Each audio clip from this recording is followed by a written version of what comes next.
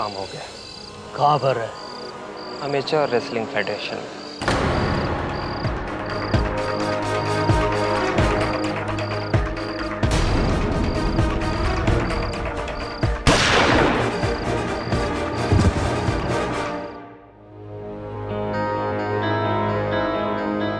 क्या हुआ?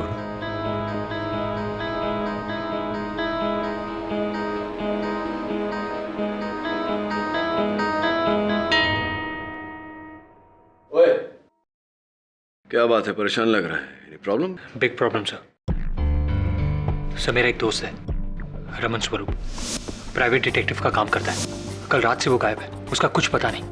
उसका फोन भी बंद है। प्राइवेट डिटेक्टिव है? हो सकता है वरुण के समय किसी केस का डिटेक्शन कर रहा हो, नहीं चाहता कि कोई उसे फोन करे तो फोन ऑफ रखा हो। परेशानी की क्या बात है इसमें? सर परेशानी वाली बात है सर। आज सुबह ही उसकी बाइक एक सुनसान जगह से मिली है, लेकिन उसका कोई ट्रेस नहीं मिला है। उसके घर वाले भी बहुत परेशान है सर। तू जानता है कि वो किस केस पे काम कर रहा था? लास्ट टाइम जब वो मुझसे मिला था तो वो कह रहा था कि वो एमेच्योर रेसलिंग फेडरेशन के लिए कुछ काम कर रहा है। सर मैंने वहाँ भी फ़ोन किया, लेकिन वहाँ उसे कोई जानता ही नहीं। मुझे बहुत टेंशन हो रही है सर। कहीं किसी ने उसे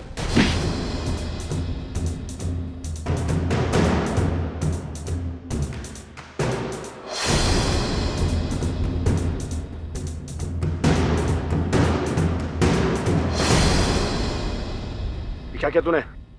ये क्या किया तूने? तंगड़ी क्यों मारी? लेकिन पापा, मैंने इसे पटक तो दिया ना। बेईमानी करके तू खेल जीतना चाहता है? हाँ?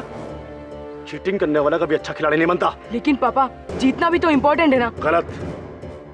जीतना इम्पोर्टेंट नहीं है, खेल को खेल की तरह खेलना इम्पोर्टेंट है। तुम सबके बात समझ में आई?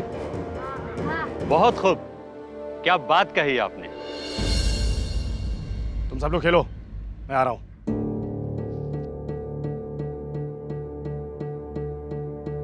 इनसे मिलिए।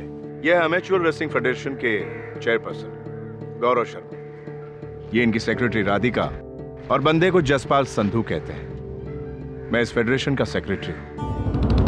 आप बड़े लोग हैं, मेरे इस छोटे से अखाड़े में क्या काम है आपका? हमारी ये फेडरेशन देश में कुश्ती को पॉपुलर करना चाहती है। हम चाहते हैं कि हमारे देश से ओलंपिक्स में और भी अच्छे रेसलर्स जाएं। इसलिए हमने बच्चों में से पॉपुलर करने के लिए उन्हें फ्री ट्रेनिंग देते हैं। बड़ा अच्छा काम करते हैं आप लोग। और इस अच्छे काम में आपका सपोर्ट चाहिए हमें। हम चाहते हैं कि आप हमारे फेडरेशन में हेड कोच के रूप में आए। तो आप उस बलबीर सिंह का क्या करेंगे? लेकिन ये बलवीर के बारे में आपको कैसे मालूम? मैं अपने दोस्तों और दुश्मनों का ख्याल रखता हूं। बलबीर को भले ही हमने अपने फेडरेशन में हेड कोच के रूप में नियुक्त किया है, लेकिन हम जानते हैं उसकी हैसियत। कहाँ आप कहाँ वो। पर लोग तो ऐसा नहीं समझते। और वैसे भी वो ओलंपिक्स खेला हुआ है और 8 साल पहले उसने सिल्वर मेडल लिया था। अगर ओलंपिक्स में आपके साथ उसने बेईमानी नहीं की होती और अगर आपने ओलंपिक्स में पार्ट लिया होता तो आज देश में सिल्वर मेडल नहीं गोल्ड मेडल आता था। इस दिन का इंतजार तो पिछले 8 साल से कर रहा हूं मैं। कब मैं उस बलवीर को उसकी औकात दिखाऊं, और आज मौका मिल रहा है। मुझे आपका ऑफर मंजूर है।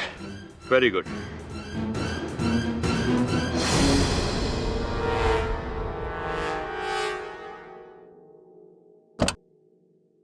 ये क्या सुन रहा हूं मैं? अब आपको हमारे काम पे भरोसा नहीं रहा जो आप उस जनार्दन को इस फेडरेशन में बुला रहे हैं? ये फेडरेशन किसी के पर्सनल प्रॉब्लम्स को ध्यान में रख के नहीं बनाया। मैं उस हर आदमी को इस फेडरेशन से जोड़ने के लिए आजाद हूं जिससे इस फेडरेशन को फायदा हो। वो जनार्दन इस फेडरेशन को ऐसा कौन सा फायदा पहुंचा सकता है जो मैं नहीं कर सकता? बेहतर होगा ये डिसीजंस आप मुझ पे छोड़ दें। वैसे भी फेडरेशन का काफी काम बढ़ रहा है और आप अकेले उसे संभाल नहीं पा रहे। ठीक है, मैं भी देखता हूं वो जनार्दन इस फेडरेशन में कितने दिन टिकता है।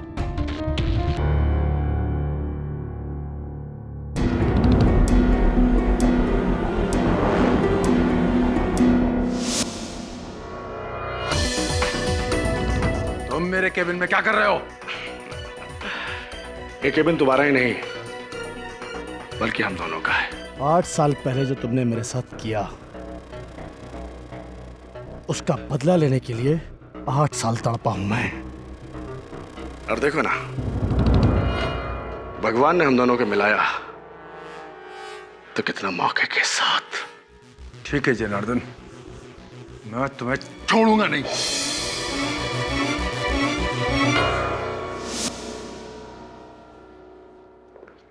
अरे वरुण, हाय सर। ये खबर पढ़ी तूने? तो बोल रहा था ना तेरा दोस्त रमन स्वरूप एमेच्योर रेसलिंग फेडरेशन से संबंधित किसी केस पर काम कर रहा था। जी। उसी फेडरेशन के किसी स्कैम की खबर छपी इसमें।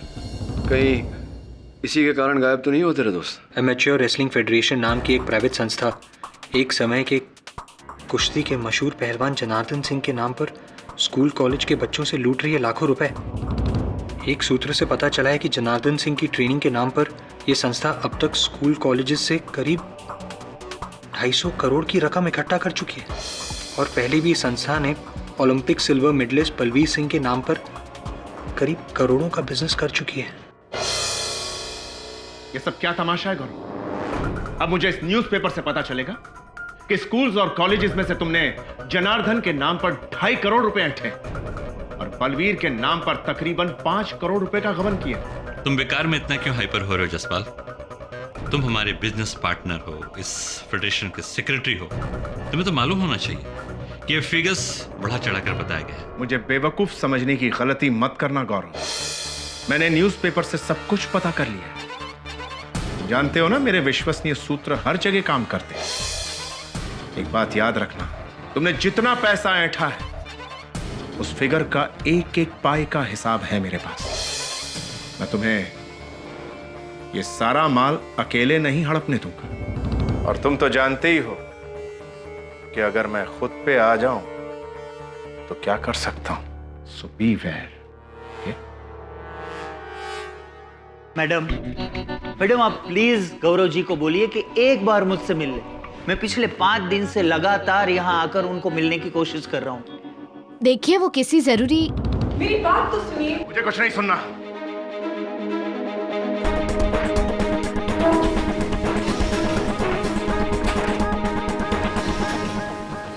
इस आदमी की रग रग से वाकिफ हूं। इसका बस चले तो ये अपने बाप को भी ना छोड़े। तुम्हें क्या लगता है मैं ऐसे ही उसे सब कुछ अकेले खाने दूंगी? अपने प्यार पर इतना भी भरोसा नहीं है तुम्हें? अरे प्यार पर भरोसा है, इसलिए तो उस कमीने गौरव के साथ इतने सालों से जुड़ा हुआ हूं।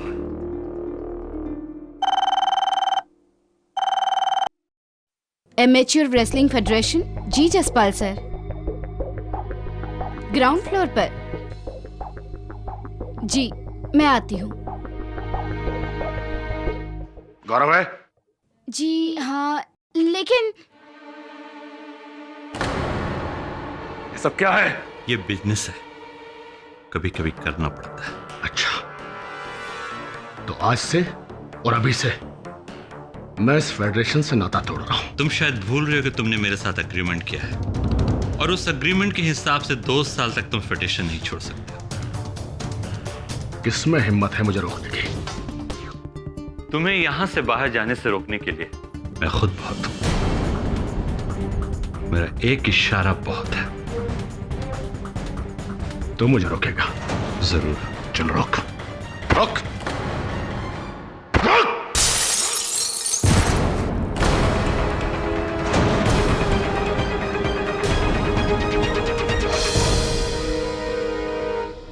क्या करते हैं तुम्हारे पापा? क्या नाम है उनका और क्या गैरकानूनी किया है उन्होंने? मेरे पापा का नाम जनार्दन सिंह है। वो पहले रेसलर थे। रेसलर थे? और अभी अमेच्योर रेसलिंग फेडरेशन उन्होंने थोड़े दिन पहले ही ज्वाइन किया है। वो जनार्दन सिंह जो एमेच्योर रेसलिंग फेडरेशन के चेयरपर्सन गौरव शर्मा के कत्ल के इल्जाम में हिरासत में। जी हाँ, लेकिन सर मैं अपने पापा को अच्छी तरह से जानता हूँ। वो कोई गलत काम नहीं कर सकते और ना ही कोई गलत काम होते हुए देख सकते हैं। वो किसी का खून नहीं कर सकते। उन्हें फंसाया जा रहा है। प्लीज सर आप उन्हें बचा लीजिए, वरना मैं अनाथ हो जाऊंगा। योर ऑनर, ये बात है 5 जून की। अखबार में यह खबर आती है कि अमेच्योर रेसलिंग फेडरेशन ने रेसलिंग ट्रेनिंग की आड़ में स्कूल्स और कॉलेजेस से करीब 2.5 करोड़ रुपए ऐंठे। यह खबर पढ़ के जनार्दन सिंह बौखला जाते हैं और उसी बौखलाहट में गौरव शर्मा से लड़ने उनके कैबिन में पहुंचते हैं। दोनों के बीच में तुत्तू मैमे होती है और अपने गुस्से पर काबू ना कर पाने की अपनी पुरानी आदत की वजह से जनार्दन सिंह गौरव शर्मा को 10वीं मंजिल की खिड़की से बाहर फेंक देते हैं और अंततः गौरव शर्मा की मृत्यु हो जाती है। नहीं, मैंने गौरव शर्मा को नहीं मारा। लेकिन आप ये मानते हैं कि आप गौरव शर्मा से नाराज थे और गुस्से में बौखलाते हुए गौरव शर्मा के केबिन में पहुंचे और उससे लड़ाई की? हाँ, ये सच है। उसने मुझसे कहा था कि मैं बच्चों की ट्रेनिंग की फीस नहीं लूंगा, इसीलिए मैं उस फेडरेशन का हिस्सा बना। लेकिन जब न्यूज़पेपर में सच्चाई का पता चला तो मुझे बहुत गुस्सा आया। मैं अपने आपे से बाहर हो गया और उससे मिलने चला गया। और इसी गुस्से में आपने गौरव शर्मा को उठाकर नीचे फेंक दिया। नहीं फेंका। कितनी बार कहूं मैं? अरे कितनी बार भी कहें, लेकिन सच्चाई झुटलाई नहीं जा सकती। आप भी ये अच्छी तरह से जानते हैं कि आपके गुस्से पे आपका नियंत्रण है नहीं। आप इससे पहले भी अपने आपे से बाहर हुए हैं और इसका आपने बहुत बड़ा खामियाजा भुगता भी है।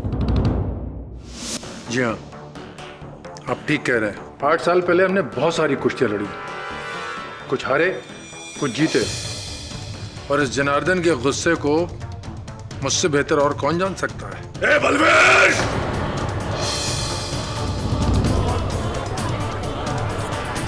पुरानी बातें मत कर। मैं आज भी वही जनार्दन हूं। तुझे एक हाथ से उठाकर पटक सकता हूं मैं। ओए, मैं चूड़ियां पाई हैं क्या? पुराना दिन भूल गया तू अपने? ऑर्डर ऑर्डर, कृपया अदालत की मर्यादा बनाए रखें। योर ऑनर, इनका क्रोध तो अभी भी साफ साफ दिखाई दे ही रहा है। खैर, बलवीर सिंह जी, आप किसी ऐसी खास घटना के बारे में हमें बता सकते हैं जब आपने इन महाशय के क्रोध का सामना किया हो? जी हाँ, ये बात है हमारे बीच हुए आखिरी मुकाबले की। ओलंपिक की सिलेक्शन फाइट थी। कुश्ती के दौरान मुझसे गलत दांव लग गया। इससे पहले कि रेफरी मुझे टोकता, इस जनार्दन को गुस्सा आ गया और गुस्से में आके इसने मेरे मुंह पर घूंसा मार दिया, जिसकी वजह से ये डिस्क्वालीफाई हुआ और चैंपियनशिप से लाइफ टाइम के लिए बैन कर दिया गया। ये सच है, मैंने इसे मारा था, जिसकी सजा मैं आज तक कहीं ना कहीं भुगत रहा हूं मैं। लेकिन इसने मेरे साथ बेईमानी की थी। जी हाँ, और इसी तरह गौरव शर्मा ने भी आपके साथ बेईमानी की थी और आपने गुस्से में आकर बौखला कर उसे उठा के नीचे फेंक दिया था। और वैसे आप जैसे पहलवान के लिए ये करना मुश्किल भी नहीं रहा होगा, नहीं? चुप कर वकील! मैंने कहा ना, मैंने उसे नहीं फेंका। Order order, silence please. बहरहाल बलबीर सिंह जी, ये बात तो हुई 8 साल पुरानी। क्या आप हमें हाल ही की यानी कि 5 जून को क्या हुआ इस बारे में कुछ बता पाएंगे? जी हाँ, न्यूज़पेपर में स्कूल कॉलेज से 2.5 करोड़ रुपए गंवाने की बात पर यह जनार्दन भड़क गया था। इस आदमी की हिम्मत कैसे हुई मेरे साथ बेईमानी करने की? उसने मुझसे कहा था मुझे फ्री ट्रेनिंग के लिए रखा गया है और खुद करोड़ों का घोटाला कर रहा है। मैं इसे नहीं छोड़ूंगा।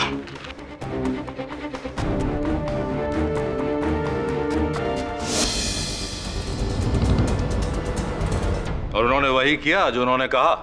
जी, जहां तक मैं इस जनार्दन को जानता हूं, यह गुस्से में कुछ भी कर सकता है। बहुत मुमकिन है कि गुस्से में आकर इसने गौरव को खिड़की से बाहर फेंक दिया हो।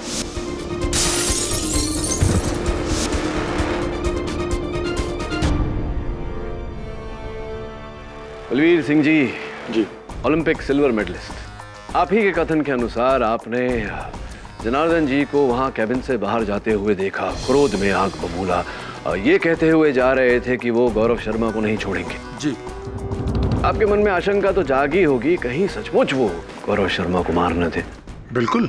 तो अपने इन्हें रोकने की, शांत करने का प्रयास नहीं किया, गौरव शर्मा को बचाने का प्रयास नहीं किया, आपने जाने दिया इन्हें? देखिए वकील साहब, मैं जनार्दन से कोई वास्ता नहीं रखना चाहता था, इसलिए मैंने उसे नहीं रोका। वही किया जो आपने 8 साल पहले किया।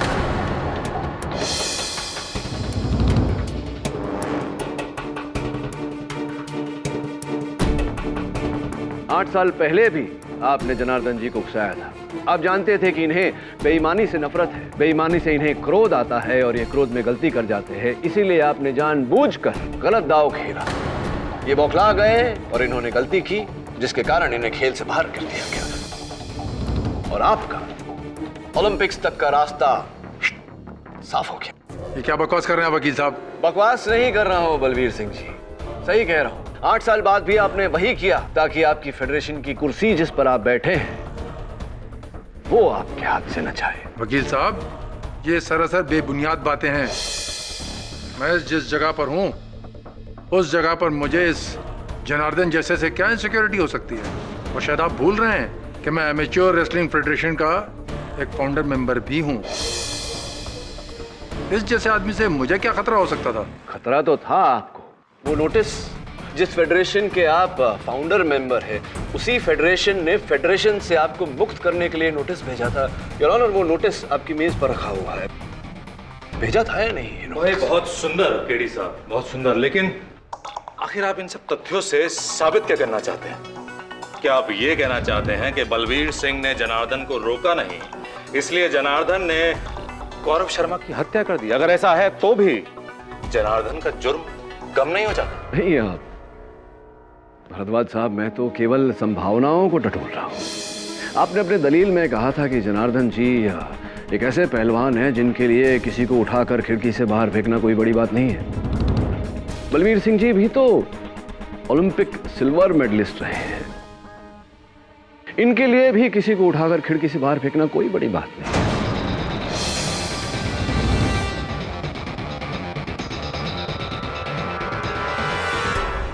तो ये संभव है भरद्वाज साहब कि जनार्दन जी गौरव के साथ लड़कर वहां से निकल गए हो, जिसके पश्चात बलवीर सिंह जी वहां पहुंचे हो और इन्होंने ही गौरव को उठाकर खिड़की से बाहर फेंका हो। योर ऑनर, बलबीर सिंह को ये सब करने के लिए गौरव शर्मा के केबिन में उपस्थित होना अनिवार्य था, लेकिन जिस वक्त गौरव शर्मा को केबिन से बाहर फेंका गया उस वक्त बलबीर सिंह उनके केबिन में नहीं थे, बल्कि वो उस वक्त उसी बिल्डिंग के ग्राउंड फ्लोर पे अमेच्योर रेसलिंग फेडरेशन के सेक्रेटरी जसपाल संधू के साथ थे। जी, बलवीर मेरे साथ ही था। दरअसल वो मुझे यही बता रहा था कि जनार्दन बहुत गुस्से में था और वो गौरव के कैबिन में गया। पता नहीं, मुझे कुछ गड़बड़ लगी और हम तीनों 10th फ्लोर पर गए गौरव के कैबिन में। पर तब तक तो जसपाल सिंह जी, आपका कैबिन भी तो 10वें माले पर ही है ना? जी। तो फिर आपने बलवीर सिंह जी के साथ ये जो मीटिंग थी ये अपने कैबिन में क्यों नहीं की? ग्राउंड फ्लोर में क्यों मिले आप लोग? जी, उससे पहले मैं एक्चुअली गौरव के साथ ही था उसके कैबिन में। ऐसे ही? लेकिन कुछ अर्जेंट काम की वजह से मुझे और राधिका को नीचे उतरना पड़ा, और जैसे ही हम लोग नीचे उतरे तो बलवीर का फोन आया और वो मुझसे मिलने चला आया। अगर हमें पता होता कि गौरव की जान को खतरा है तो हम उसे अकेला छोड़कर नहीं जाते। राइट। इसका अर्थ ये हुआ कि आपने भी जनार्दन सिंह जी के हाथों द्वारा गौरव की हत्या होते हुए नहीं देखी? जी नहीं, जब तक हम लोग वहां पहुंचे तब तक वो निकल चुका था। तो इतने निर्णायक रूप से आप कैसे कह सकते हैं कि गौरव शर्मा की हत्या जनार्दन सिंह ने की है? और कर भी कौन सकता है? अब करने को तो आप भी कर सकते हैं।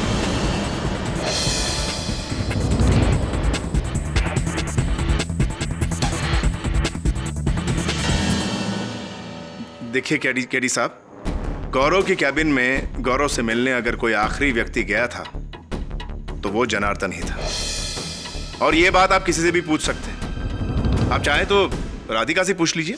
मैं तो जसपाल जी के साथ ग्राउंड फ्लोर पर ही थी जहां बलवीर सिंह हमसे मिलने आए थे। फिर उसके बाद हम सब 10th फ्लोर पर पहुंचे जहां पर हमें गौरव के कत्ल की बात पता चली। तो राधिका जी, आपने भी ये मान लिया कि ये हत्या जनार्दन सिंह जी ने की? जी हाँ, जनार्दन सिंह के रवैये से हर कोई वाकिफ है, और जब बलबीर के ये बताने पर कि जनार्दन बहुत ही गुस्से में गौरव के कैबिन में गया है, शक की तो कोई गुंजाइश ही बाकी नहीं रह जाती। हाँ, लेकिन संदेह को तथ्य में बदलने के लिए आंखों से देखना भी तो जरूरी है, आवश्यक है। जो आपने नहीं देखा, आप क्या, आप में से किसी ने नहीं देखा।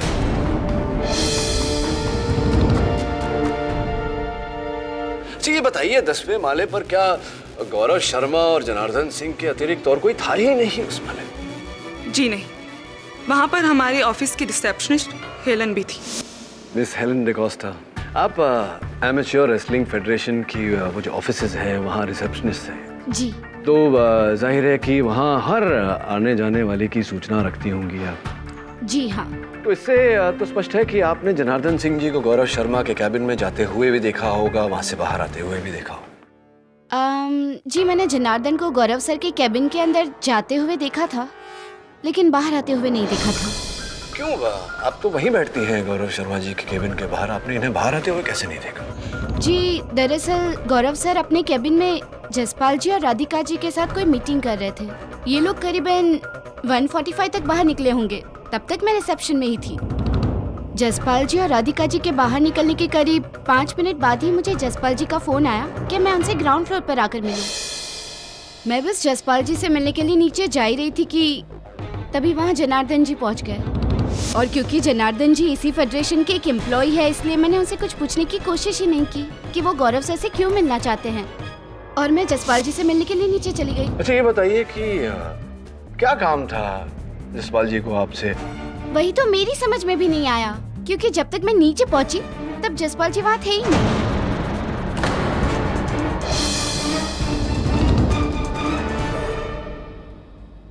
फिर मैं वापस ऊपर आ गई, लेकिन ऊपर आने के बाद मैंने देखा कि जसपाल जी, राधिका जी और बलवीर जी ये सब लोग 10th फ्लोर पे थे, और गौरव सर को किसी ने।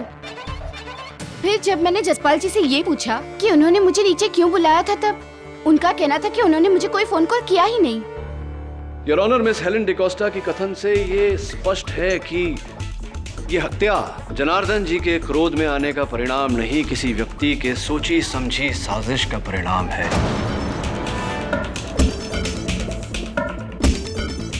हत्यारा नहीं चाहता था कि जिस समय गौरव शर्मा की हत्या हो उस समय कोई 10वें माले पर उपस्थित हो, इसीलिए उसने झूठा फोन कॉल करके मिस डिकोस्टा को भी वहां से दूर कर दिया। मिस डिकोस्टा, इतना बड़ा दफ्तर है एमेच्योर रेसलिंग फेडरेशन का, तो जाहिर है कि वहाँ रोजाना कई लोग आते जाते होंगे। 10 माले पर ऐसा से पूरे दफ्तर में कोई नहीं था गौरव शर्मा जी और जनार्दन जी के अतिरिक्त, और कोई भी नहीं था। दरअसल हमारा ऑफिस इस बिल्डिंग के 3 फ्लोर पर है। 10th फ्लोर पर गौरव सर, जसपाल जी और राधिका जी रहते हैं। सारे पियोन और पेंट्री 9th फ्लोर पर है, और 8th फ्लोर पर हमारा एडमिनिस्ट्रेशन ऑफिस है, जहाँ पर जनार्दन जी और बलवीर जी की भी कैबिन है। ये कर्मचारियों के अतिरिक्त कोई मिलने वाले विजिटर्स इत्यादि, डिलीवरी बॉयज? लेकिन हाँ, एक विजिटर थे जो पिछले 5 दिन से लगातार ऑफिस में गौरव सर से मिलने के लिए आते थे, लेकिन गौरव सर के पास उनसे मिलने के लिए टाइम ही नहीं था। लेकिन वो भी मेरे रिसेप्शन छोड़ने से पहले चले गए थे वहाँ से। वहाँ से जा चुके थे क्या? आज यहाँ अदालत में आए हैं? जरा बताइए देख के। ये थे लास्ट बेंच लेफ्ट साइड। वो भाई साहब जो वहाँ बैठे? जी। जरा खड़े हो जाइए।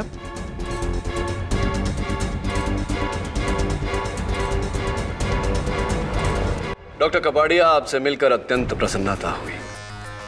गौरव शर्मा की हत्या से 5 दिन पहले से आप उनसे मिलने का प्रयास कर रहे थे।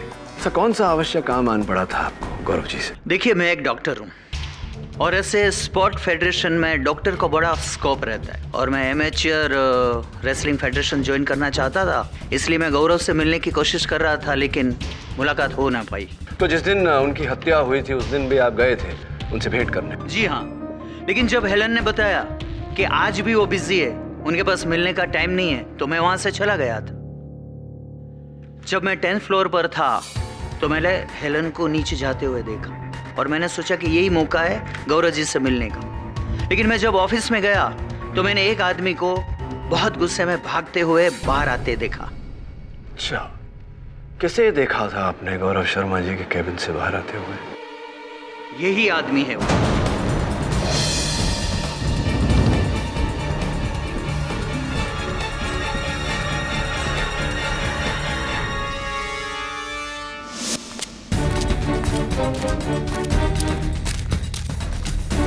और इसके निकलने के बाद मैं हिम्मत करके जब ऑफिस में गया तो मैंने देखा सब अस्त व्यस्त पड़ा हुआ था। ऑफिस की खिड़की का कांच टूटा हुआ था।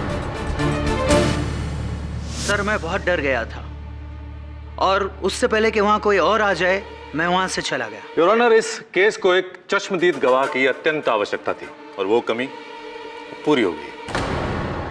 और योर ऑनर, ये चश्मदीद गवाह है एक स्पाई कैम।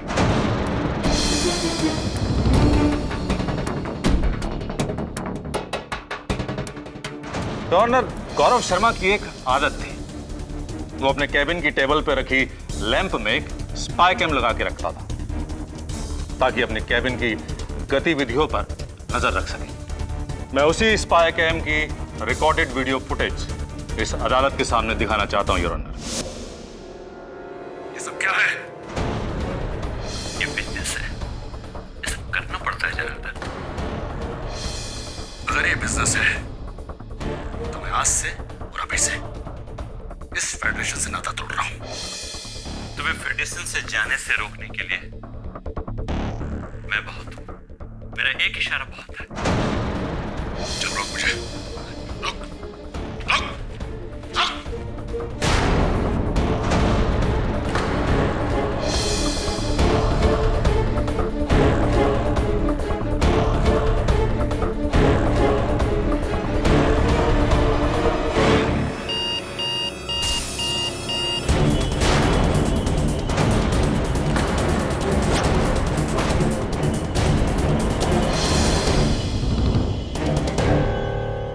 योर ऑनर, इस वीडियो फुटेज से ये साफ हो जाता है कि जनार्दन सिंह ने गौरव शर्मा से लड़ाई की। दरअसल गौरव शर्मा ने एक लीगल कॉन्ट्रैक्ट के तहत जनार्दन सिंह को रोकने की कोशिश की थी और इसी गुस्से में जनार्दन सिंह ने गौरव शर्मा को उठा के नीचे फेंक दिया। मैं चाहूंगा कि यह अदालत इस वीडियो फुटेज और तमाम गवाहों के बयान के आधार पर जनार्दन सिंह को गौरव शर्मा की हत्या के जुर्म में सजा सुना।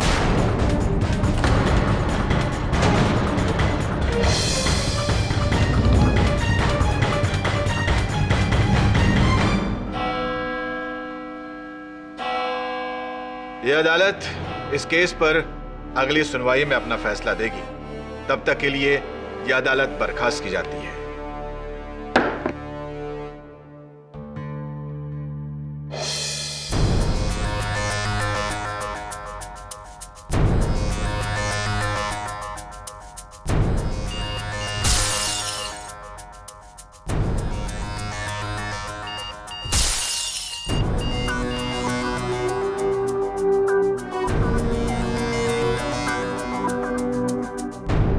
सर, मैंने एमेच्योर रेसलिंग फेडरेशन के रिसेप्शन की कॉल लिस्ट निकलवा ली है। 1:45 से 2 बजे के बीच सिर्फ एक कॉल आई थी। यही है वो नंबर। गौरव शर्मा के ऑफिस जाना पड़ेगा।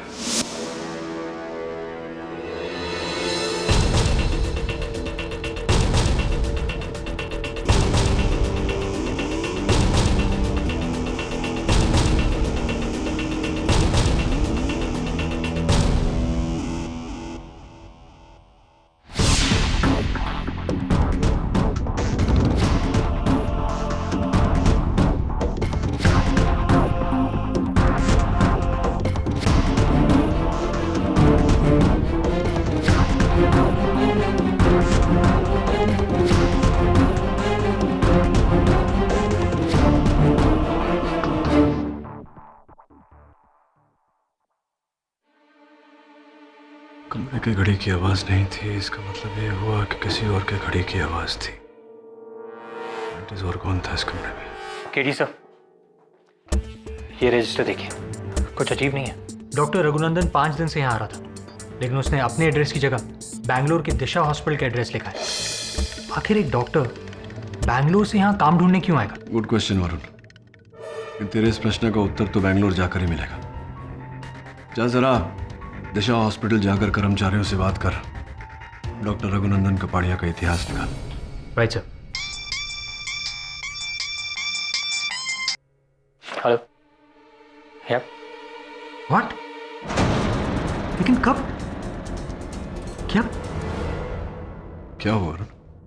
सब मेरा दोस्त रमन स्वरूप, जिसके बारे में मैंने आपको बताया था, सब पुलिस को उसकी लाश एक नाले के पास से मिली। किसी ने गोली मार कर उसकी हत्या कर दी। सर उसकी लाश तो पहचानी भी नहीं जा रही थी। वो तो लकीली उसके पर्स में उसका आइडेंटिटी कार्ड था sir. Sorry Varun, sorry to hear about that. तूने बताया था तेरा दोस्त एमेच्योर रेसलिंग फेडरेशन के लिए कोई काम कर रहा था। क्या चल रहा है इस फेडरेशन में? और मुझे लगता है ये दोनों हत्याएं कहीं ना कहीं जुड़ी हुई हैं। बेंगलोर जाने से पहले तो पुलिस स्टेशन जा और तेरे दोस्त की हत्या की सारी डिटेल्स निकलवा। I am sure there is a connection somewhere. Varun, dead body को पहचान पाना लगभग इम्पॉसिबल है, लेकिन उसके पास से मिले सामान से हम ये आइडिया लगा रहे हैं कि बॉडी रमन स्वरूप की है।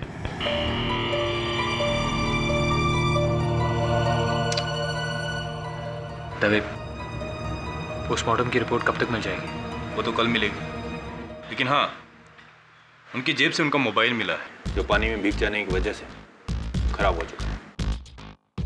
लेकिन सिम की मदद से हमने उनके कॉल रिकॉर्ड्स मंगवा लिए हैं। क्या मैं वो रिपोर्ट देख सकता हूँ? हाँ जरूर।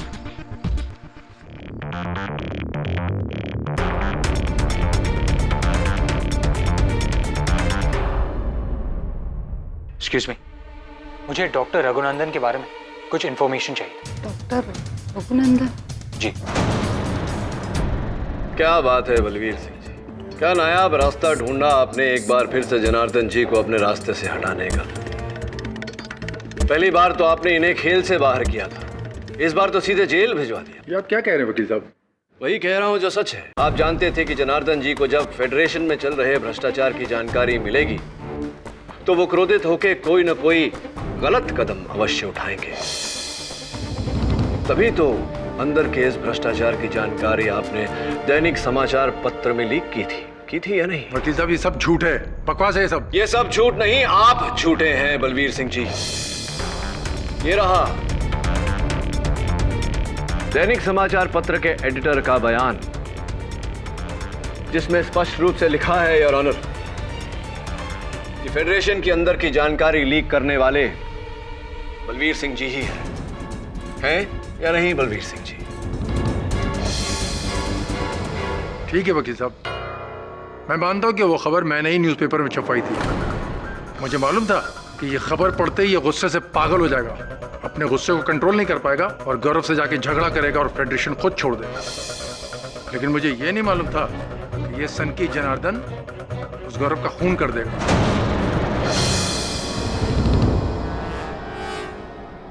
मुझे बलवीर सिंह जी से आगे कुछ नहीं पूछना।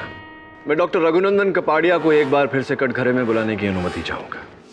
डॉक्टर रघुनंदन कपाड़िया, बड़ी अद्भुत बात है कि वहाँ एमेच्योर रेसलिंग फेडरेशन के दफ्तर में इतने लोगों के होने के बावजूद आप वो इकलौते व्यक्ति हैं जिन्होंने जनार्दन जी को गौरव शर्मा जी के 10 माले के कैबिन से बाहर आते हुए देखा और किसी ने नहीं देखा। सही कह रहा हूँ? जी हाँ सर। और आप वहाँ 5 दिनों से गौरव शर्मा जी से मिलने का प्रयास कर रहे थे। सही कह रहा हूँ? जी हाँ, बिल्कुल सही कह रहे हैं आप। और आपने हत्या के दोपहर को मिस डिकोस्टा को नीचे से एक फोन कॉल करके, झूठा फोन कॉल करके उन्हें नीचे बुलाया। सही कह रहा हूँ? ग्राउंड फ्लोर पर? जी, मैं आती हूँ। ये आप कैसे बात कर रहे हैं? मैंने कोई झूठा कॉल नहीं किया था। डॉक्टर कपाड़िया, इस अखाड़े का मैं नवसिखिया नहीं, एमेच्योर नहीं, बहुत ही मंझा हुआ खिलाड़ी। एमेच्योर रेसलिंग फेडरेशन के रिसेप्शन पर कॉलर आईडी लगाया गया है और हर आने वाले कॉल को नंबर समेत दर्ज किया जाता है, जिसकी सूची जज साहब की मेज पर रखी हुई है, जिसमें आपका नंबर है, जिससे स्पष्ट होता है कि जिस समय मिस डिकोस्टा को वो फोन गया था आप ही के नंबर से गया था। बताइए कि क्यों आपने मिस डिकोस्टा को फोन करके ग्राउंड फ्लोर पर बुलाया था? एक्चुअली सर मैं बहुत परेशान हो गया था। 5 बार लगातार कोशिश करने के बावजूद भी हेलन ने मुझे गौरव से मिलने नहीं दिया था। और जब मैंने देखा कि हेलन के अलावा ऑफिस के आजू बाजू में कोई नहीं है तो मैंने बाहर जाकर अपने मोबाइल से हेलन को कॉल किया ताकि मैं गौरव से मिल पाऊं। राइट।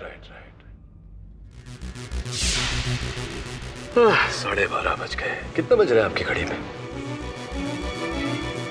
12:30। Nice watch. तो ऐसा क्या विशेष काम आन पड़ा था गौरव जी के साथ कि आप बेंगलोर निवासी हैं, तो बेंगलोर में अपना काम काज सब छोड़कर यहाँ मुंबई में पड़े हुए थे, गौरव शर्मा जी के पीछे पड़े हुए थे। ऐसा क्या विशेष काम था? किसी के काम करने पर कोई रोक है क्या?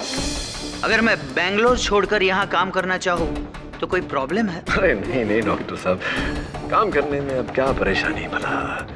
हाँ लेकिन जब किसी काम करने के लिए इतने ठोस प्रकार से आप किसी के पीछे पड़ जाए, जो काम करने के लिए आप एक किसी प्राइवेट डिटेक्टिव का सहयोग भी ले, तब बात थोड़ी विचित्र हो जाती है। ऐसा लगता है कि दाल में कुछ काला है।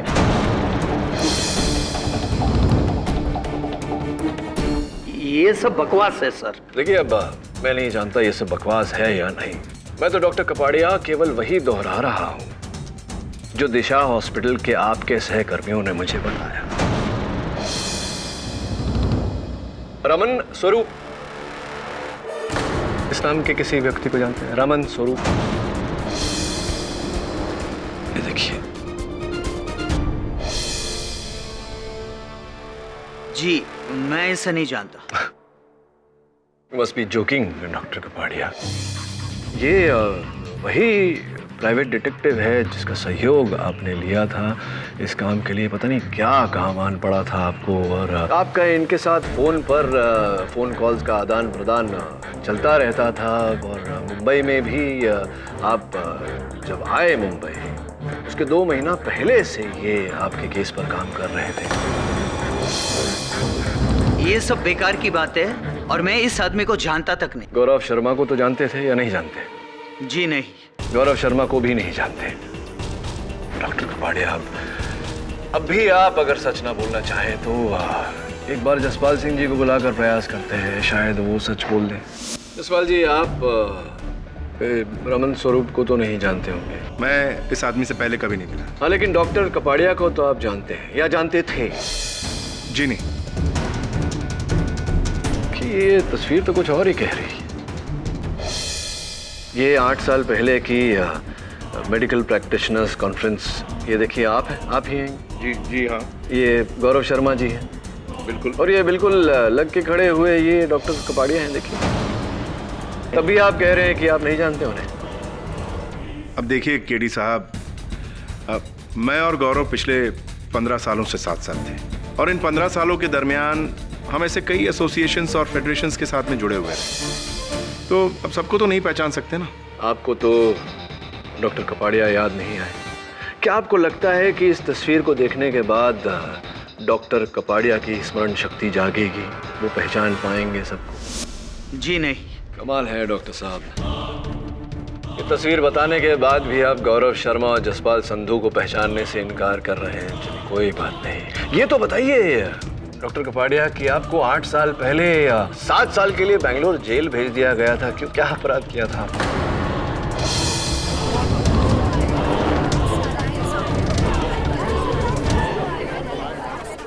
डॉक्टर कपाड़िया कि आपको 8 साल पहले 7 साल के लिए बेंगलोर जेल भेज दिया गया था, क्यों, क्या अपराध किया था?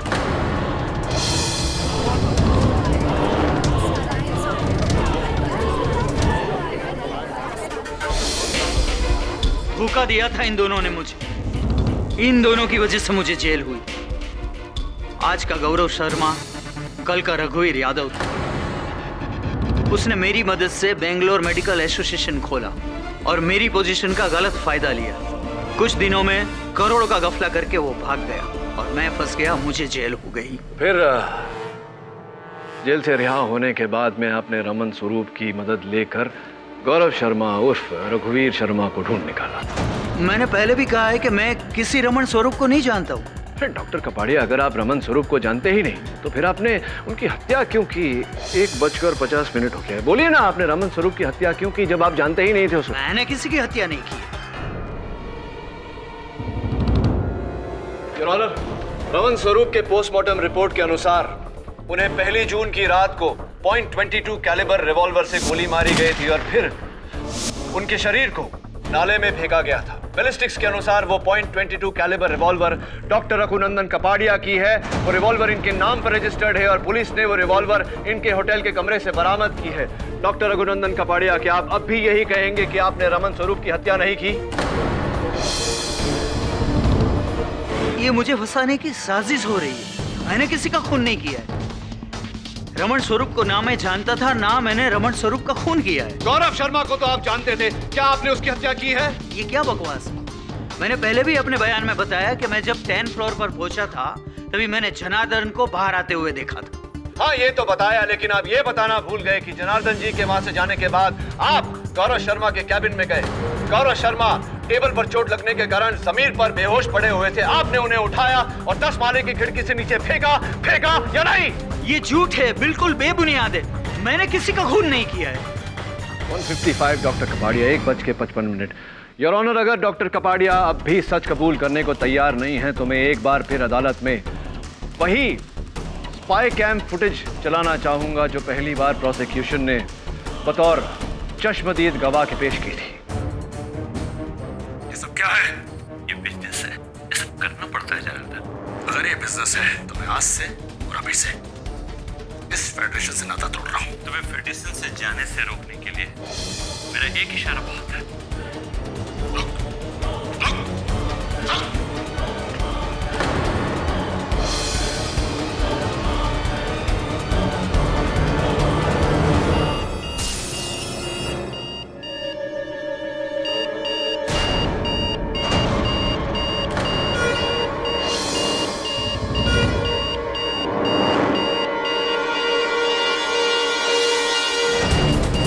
योर ऑनर,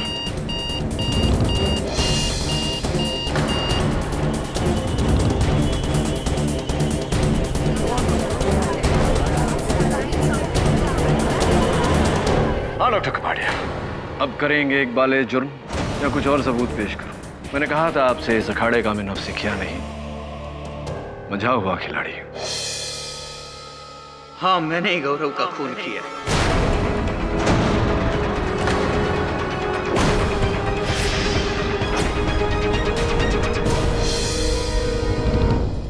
उसकी वजह से 7 साल मैंने जेल में बिताए और इस शर्मिंदगी की वजह से मेरी बीवी ने आत्महत्या करी और इसका कारण सिर्फ और सिर्फ गौरव ही था। गौरव। मैं 1 साल पहले जेल से छूटा और तब से गौरव की तलाश शुरू कर दी मैंने। दिशा हॉस्पिटल ने मुझे कैजुअल सा जॉब दिया था, लेकिन मेरा मकसद अब प्रैक्टिस करना नहीं रहा था, मुझे गौरव को खत्म करना था। मेरी बीवी की मौत का बदला लेना था मुझे उससे, और इसीलिए मैंने रमन स्वरूप डिटेक्टिव को हायर किया। लेकिन जब उसने मुझे बताया कि गौरव फेडरेशन का काम कर रहा है, तब मैंने सोचा कि ये डिटेक्टिव जान गया है कि मैं गौरव को ढूंढ रहा हूं और आगे जाके वो खतरा बन सकता है।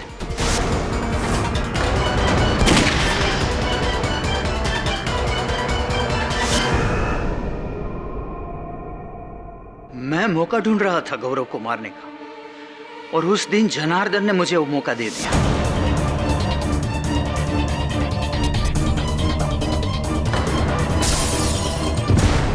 मैंने सोचा गौरव का खून का इल्जाम जनार्दन पर आएगा, कोई मेरी तरफ उंगली भी नहीं उठाएगा।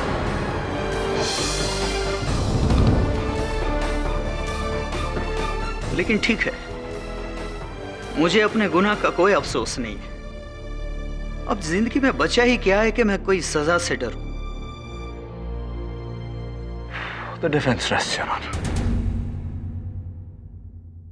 तमाम सबूतों, गवाहों और डॉक्टर रघुनंदन कपाड़िया के बयान के आधार पर यह अदालत जनार्दन सिंह को बाइज्जत बरी करती है और डॉक्टर रघुनंदन पर रमन स्वरूप और गौरव शर्मा के कत्ल के जुर्म में केस चलाने का हुक्म सुनाती है।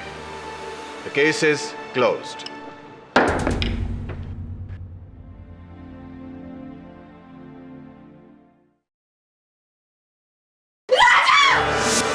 गोली पॉइंट ब्लैंक रेंज से मारी गई है। सर, यहाँ पे तो गोली नहीं है। कातिल कहीं अपने साथ तो नहीं ले गया? सालुंखे कहाँ है? सालुंखे साहब की गाड़ी यहाँ क्या कर रही है? डीसी साहब के घर में? सर! डॉक्टर सालुंखे? सालुंखे को जरूर कोई सबूत मिला होगा डीसीपी साहब के खिलाफ। साळुंखे के मौत की कीमत चुकानी ही पड़ेगी डीसीपी चित्रोले को। फौरन अरेस्ट करो इन्हें। एक मिनट एसीपी सर, इनसे बात करने से पहले आपको मुझसे बात करनी होगी। केडी मालूम है? केडी पाठक, आप यहां कैसे? सर, सीआईडी के विरुद्ध डीसीपी साहब का केस अदालत में मैं लड़ रहा हूं। कागजात सुना?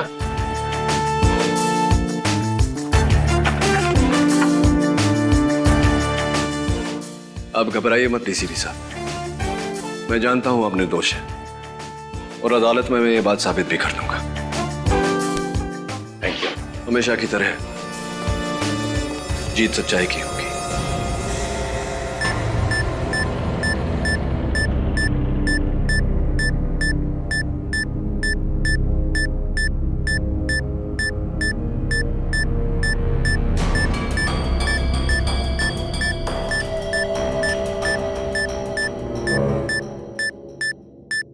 योर ऑनर, आज तक मुझे ऐसा लगता था कि केडी वर्सेस आई.एम. जायसवाल, उससे बड़ा मुकाबला हो ही नहीं सकता है, लेकिन आज तो कमाल हो गई। केडी वर्सेस सीआईडी, मतलब क्या सूरज वर्सेस चांद या फिर रात वर्सेस दिन? No no, actually your honour, it is शेर वर्सेस हाथी। बचपन में मेरी दादी माँ मुझे कहानी सुनाया करती थी योर ऑनर, जंगल की कहानी, जहाँ पे एक शेर था, खूंखार ताकतवर शेर, जो हर जानवर को हरा देता था हमेशा, और उसे ये लगने लगा था कि वो नंबर 1 है। 100% ट्रैक रिकॉर्ड।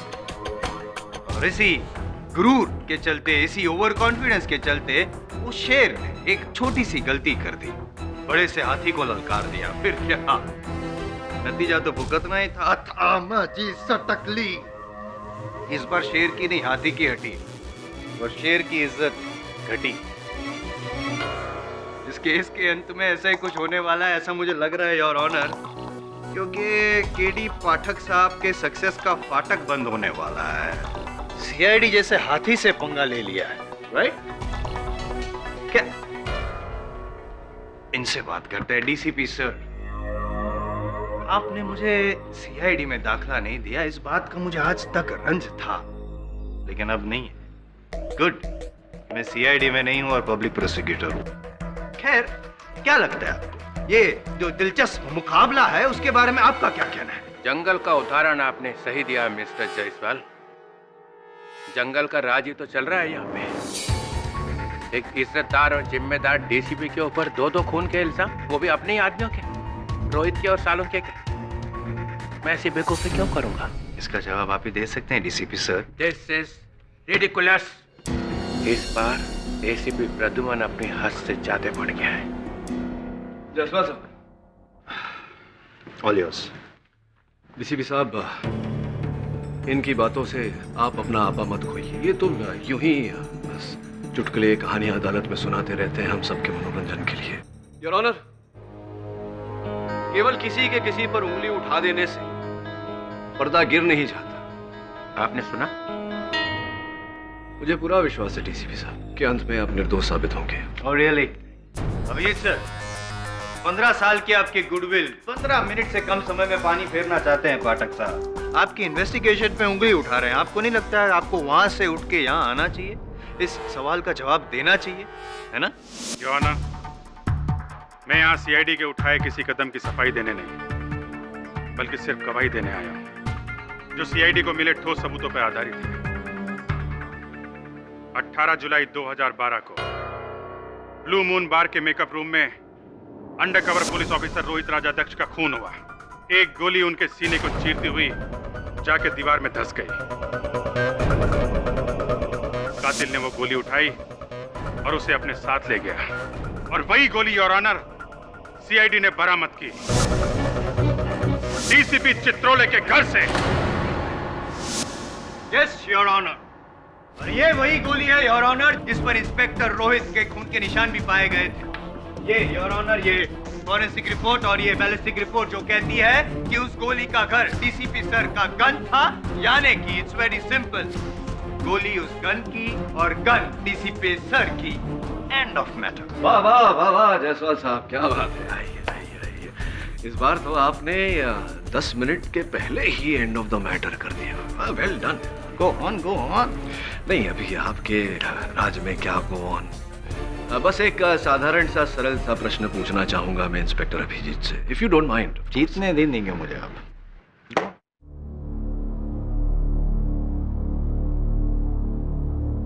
डीसीपी चित्रोले ने अपने सर्विस रिवॉल्वर से गोली चलाई जो ऑफिसर रोहित राजाध्यक्ष के सीने को चीरती हुई जाकर दीवार में धंस गई।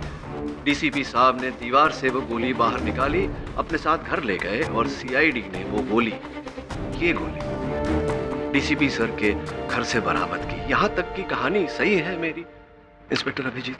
जी हाँ, बिल्कुल ऐसा हुआ है। दीवार में गोली धंसने से जो सुराख पड़ी थी, कितनी गहरी थी वो सुराख? यही कोई आधा पौना इंच। अब मेरा सरल सा प्रश्न आपसे ये है इंस्पेक्टर अभिजीत, वो गोली ऑफिसर रोहित के सीने को चीर कर गई, इसलिए फोरेंसिक्स को उस गोली पर, इस गोली पर ऑफिसर रोहित के खून के निशान मिले। वो गोली जाकर के दीवार में धंस गई। फोरेंसिक्स को उसी गोली पर उस दीवार के सीमेंट या प्लास्टर के कुछ ट्रेसेस मिलने चाहिए थे, जो फोरेंसिक्स को नहीं मिले। कुछ तो गड़बड़ है ना?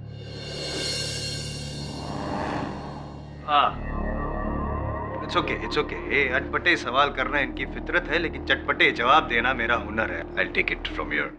हो सकता है कि डीसीपी साहब ने वो निशान पोंछ दिए हो, साफ कर दिए हो। राइट। तो अगर डीसीपी साहब ने वो गोली पोंछ दी हो तो उस पर से रोहित के खून के निशान भी साफ हो जाते।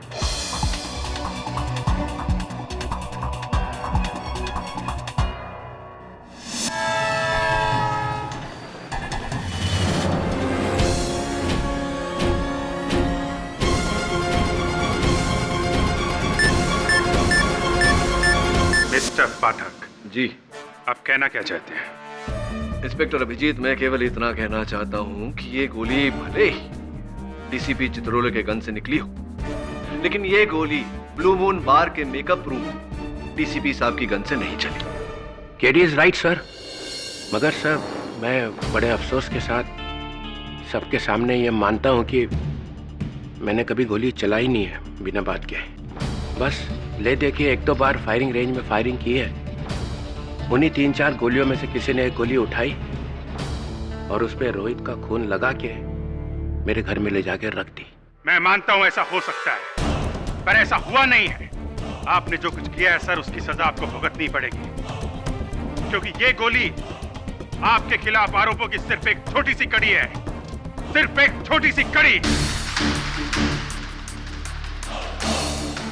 डीसीपी सर, ब्लू मून बार कि वो गोली नहीं सॉरी वो झूली मेरी अगली गवाह। यही है वो आदमी जिसे मैंने बार के पीछे वाले रास्ते से निकलते हुए देखा था। अरे इसमें नई बात क्या है? मैं तो खुद ही कह रहा हूँ कि मैं वहाँ गया था रोहित से मिलने के लिए।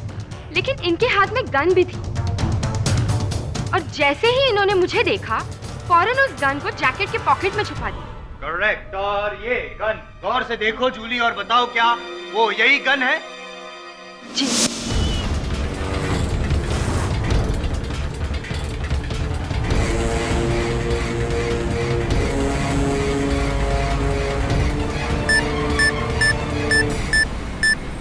ये वही गन है सर, आप ही की गन।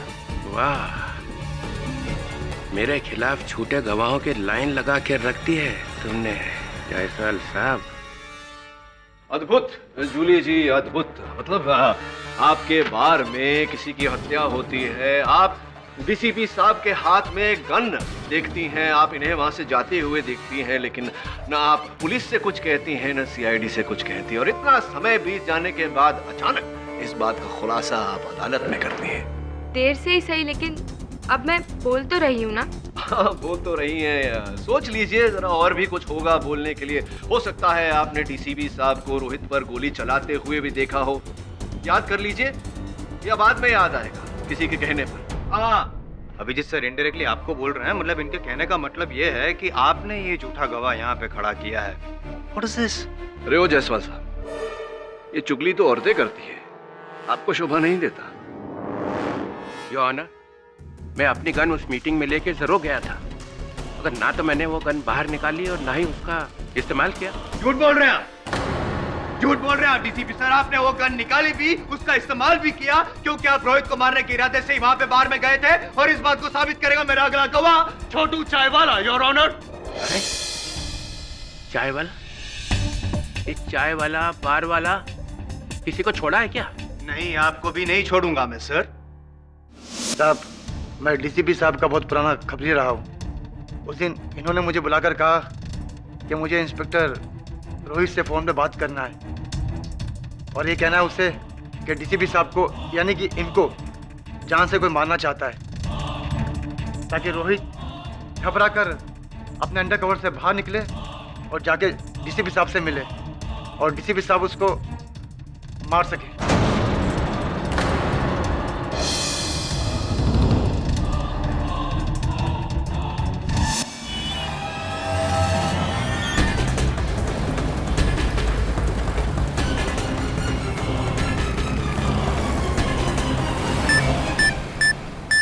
छोटू, तुम होश में हो? ये क्या बोले जा रहे हो? झूठ बोल रहे हैं, ये झूठ बोल रहे हैं sir. DCP Chitrole, please please आप इन्हें बोलने दीजिए। आई एम सॉरी। पता नहीं साहब, इनके सर पे क्या भूत सवार हो जाता है। पहले रोहित को मारा, उसके बाद ये मुझे भी मारना चाहते थे। वो तो अच्छा हुआ डैडी वाले आकर मुझे बचा लिए, वरना। योर ऑनर, मैं तो सिर्फ ये मालूम करने की कोशिश कर रहा था कि मुझे मारने की खबर इसे दी किसने। ये भी मिला हुआ है, मिला हुआ है। क्यों साहब, गरीब आदमी को फंसा रहे हो? अरे भाई, किससे मिला होगा? छोटू जी, दोस्त एक बात बताओ, सच्ची सच्ची बताना। अच्छी से, ये डीसीपी साहब जो हैं, ये रोहित को मारना चाहते थे, रोहित को अपने कवर से बाहर निकालना चाहते थे। ये जो सारी बातें तुमने भी कही, इसका कोई तीसरा गवाह है? नहीं साहब, जब मुझे डीसीपी साहब ने घर पे बुलाकर ये बात कही, कोई और नहीं था। दो बातें हो सकती है मेरे दोस्त, या तो तुम झूठ बोल रहे हो या डीसीपी साहब। ऑफ कोर्स डीसीपी साहब झूठ बोल रहे हैं। ये निर्णय भी 10 मिनट पूरे होने से पहले ही ले लिया। ये क्या बात है, जलवे पे जलवा, योर ऑनर। एक तरफ छोटू है जो 17 साल की उम्र में मुंबई आया और 18 साल की उम्र से जुर्म पे जुर्म किए जा रहे हैं। मेरी दूसरी ओर डीसीपी चित्रोले हैं, जिन्होंने इस छोटू को सत्य की राह पर चलना सिखाया, चाय की दुकान भी खोल के दी। डीसीपी चित्रोले, एक बेदाग ईमानदार ऑफिसर जिस पर आज तक किसी ने उंगली उठाने की हिम्मत नहीं की। इस नतीजे पर पहुंचना कठिन नहीं है और ऑनर के दोनों में से झूठ कौन बोल रहा है?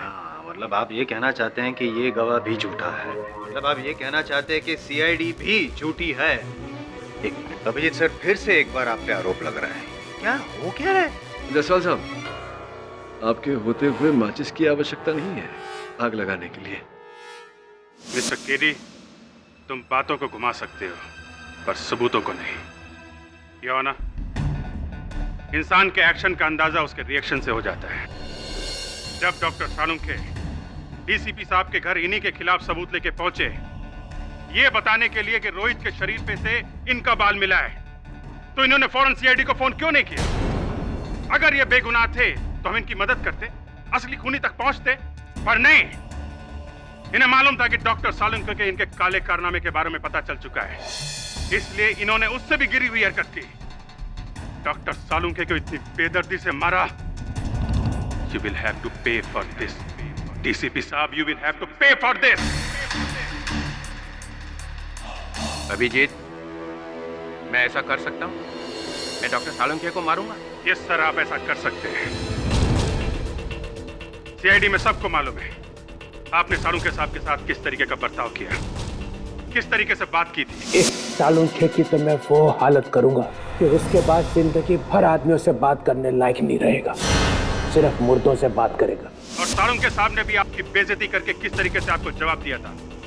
आप कर सकते हैं सर, आप कुछ भी कर सकते हैं। सर, मैं तो खुद सीआईडी को बताने वाला था। मैंने कहा भी सालुंखे को कि अभी फोन करो सीआईडी को। हाँ, अब तो आप ऐसा ही कहेंगे डीसीपी सर, क्योंकि आपकी बात को झुठलाने के लिए डॉक्टर सालुंखे तो है नहीं। मैं हूं ना। I forgot. मैं हूं ना जायसवाल साहब, क्यों चिंता करते हैं?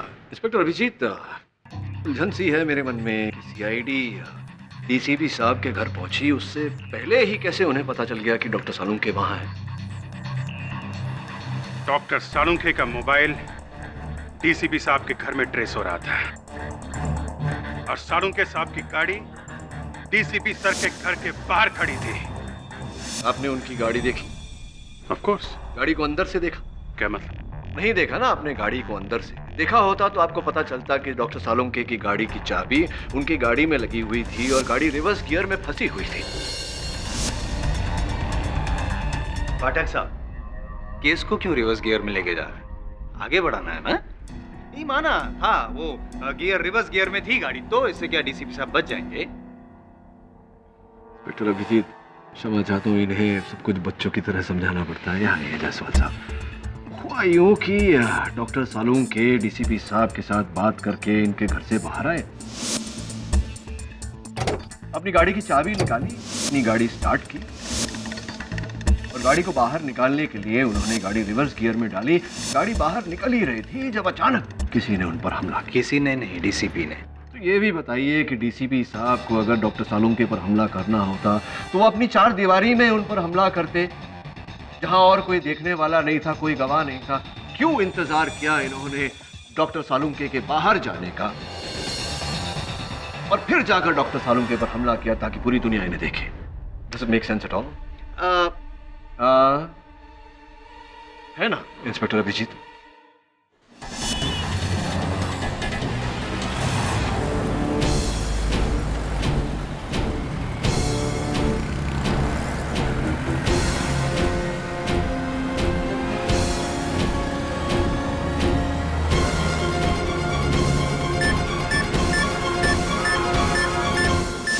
देखो कैदी, सिर्फ ये कह देने से कि गाड़ी के अंदर चाबी लगी हुई थी, गियर रिवर्स में था, कोई 100% नहीं कह सकता कि डॉक्टर सालुंखे घर के बाहर निकले थे। अक्सर लोग अपनी गाड़ी खड़ी करने के लिए गियर लगा देते हैं। अक्सर लोग गाड़ी के अंदर चाबी भूल जाया करते हैं। करेक्ट। आप तो हमारे सीनियर से भी ज्यादा सेंसिबल निकले। Correct. Oh, that reminds me, मेरे साथ भी ऐसा बहुत, मेरी गाड़ी की चाबी है, मैं भूला नहीं हूँ, गाड़ी की चाबी है। गाड़ी की चाबी है, लेकिन आपकी गाड़ी रिवर्स गियर में है जायसवाल साहब। योर ऑनर, मुद्दा यहाँ ये है कि डीसीपी साहब ने डॉक्टर सालुंखे की हत्या की इनके विरुद्ध पाए गए सबूतों को मिटाने के लिए। मेरा प्रश्न ये है कि जब इन्होंने ऑफिसर रोहित की हत्या की ही नहीं तो फिर कैसे सब ऑफिसर रोहित को इन्होंने स्वयं नियुक्त किया था इस ऑपरेशन पर? Right sir?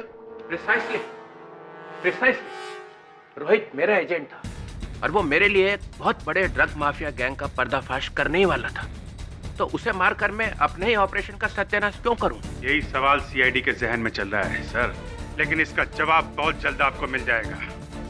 क्या आपने अपने ही वफादार की जान क्यों ली? उठ, कुछ सवाल इस नमक हलाल के लिए भी बचा के रखिए जज साहब।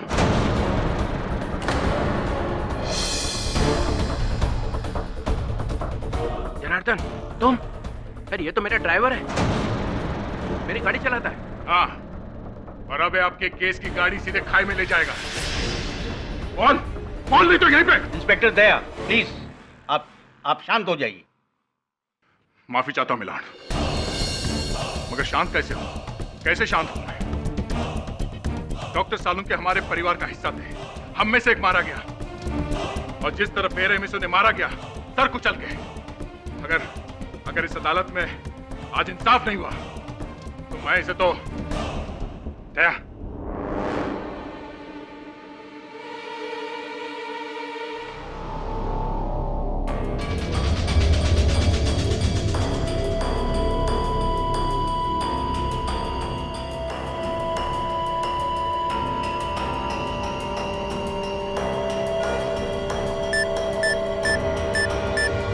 सर पिछले 1.5 साल से मैं डीसीपी सर की नौकरी पे हूँ। डे नाइट में उनकी सर्विस गाड़ी चलाता हूँ और उस रात जब डॉक्टर सालुंखे आए तो डीसीपी साहब ने अपने सभी सिक्योरिटी वालों को जाने को कहा और मुझे भी। फिर अचानक से 2 घंटे के बाद उन्होंने मुझे फ़ोन करके वापस बुलाया और मुझसे कहा कि तुम्हें मेरा एक काम करना है, एक बड़ा एयरबैग, एक रस्सी और एक खोदने का फावड़ा लाना है, एक लाश को दफनाना है। और फिर मैं वहां से सामान लेने गया। मेरी हिम्मत नहीं हुई, मैं इनको ना बोलने के लिए वापस लौटा तो मैंने बाहर ही देखा कि सीआईडी वालों की गाड़ियां खड़ी थी। मुझे समझ में आ गया कि कुछ बड़ा लफड़ा है। सच कहूं तो मैं डर गया था, इसलिए मैं भाग गया वहां से।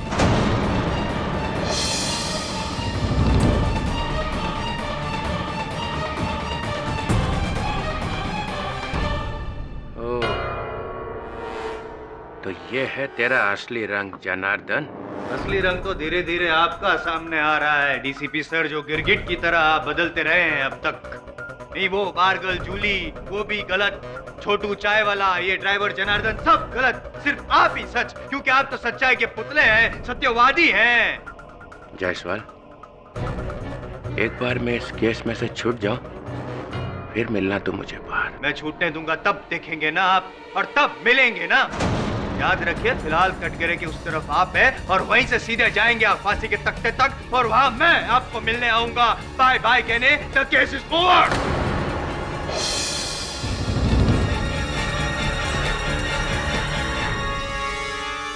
क्या अब भी कोई सवाल पूछ के इस केस को दूसरे गियर में डालना चाहेंगे आप पाठक साहब?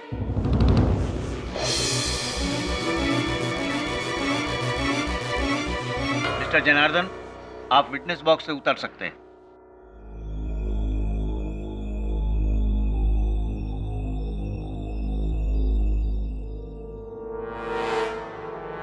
सर, हो सके तो मुझे माफ कर दीजिएगा।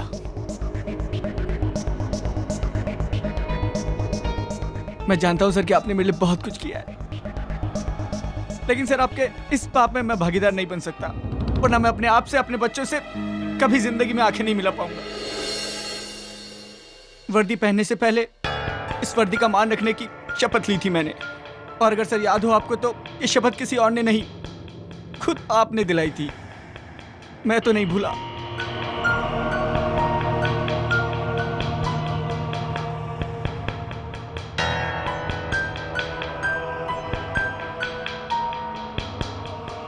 सर आप कैसे भूल गए? आप कैसे भूल गए सर? आप कैसे भूल गए?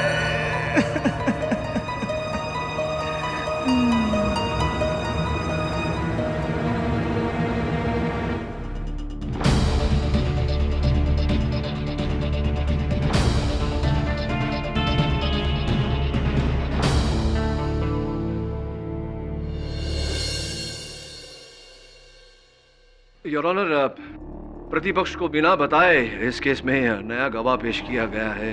प्रतिपक्ष इस गवाह की पैरवी करने के लिए अदालत से समय की मांग करता है। केडी, अब उसकी कोई जरूरत नहीं है।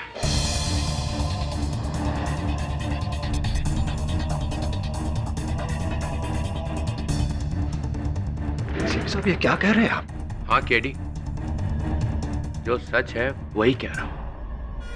सर, मैं अपना जुर्म कबूल करता हूं।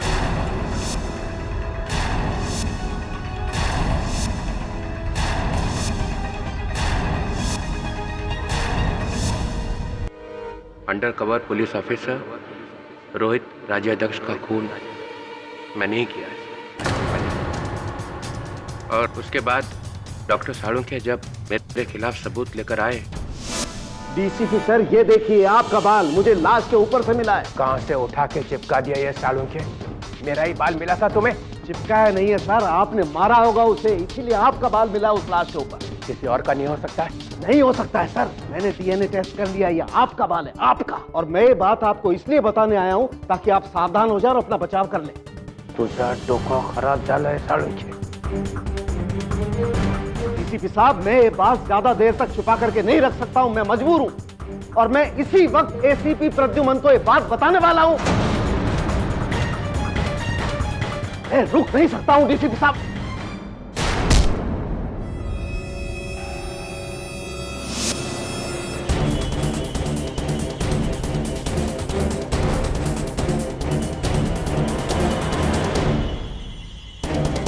डीसीपी सर, क्या ये आप बता सकते हैं कि क्यों आपने ये खून किया? सालों तक अंडर कवर रहने के बाद रोहित थोड़ा डगमगा गया था। वो बाहर आने की बातें करने लगा, कहने लगा कि मैं अंडर कवर नहीं रहूंगा। अगर वो बाहर आ जाता तो कितना नुकसान हो जाता। सबको पता चल जाता कि हम क्या कर रहे हैं, हम एक्सपोज हो जाते और देश का नुकसान हो जाता। बहुत समझाया उसे, माने ही नहीं। तो क्या करता फिर, मारना पड़ा हो।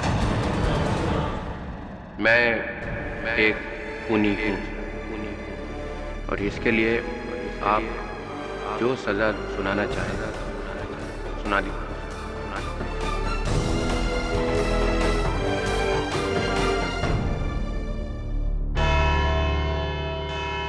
ये अदालत कल तक के लिए मुलतवी की जाती है।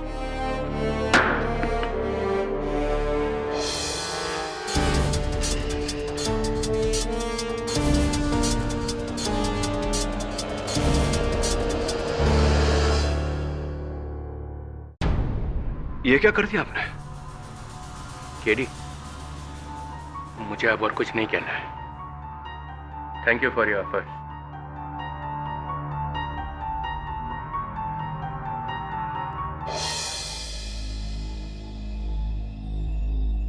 सारे पेपर्स में आपके खिलाफ लिखा है। किस तरह आपने सीआईडी से टक्कर लेकर बहुत बड़ी गलती की है। लिखने वालों का क्या है, ये तो बिना जाने पूछे कुछ भी लिख देते हैं। इन्हें क्या पता कि मेरी टक्कर सीआईडी से नहीं, जुर्म के खिलाफ। पर केडी सर, जब डीसीपी सर खुद अपने जुर्म का इकबाल कर रहे हैं तो फिर। हाँ, वो तो किया है, लेकिन यूं अचानक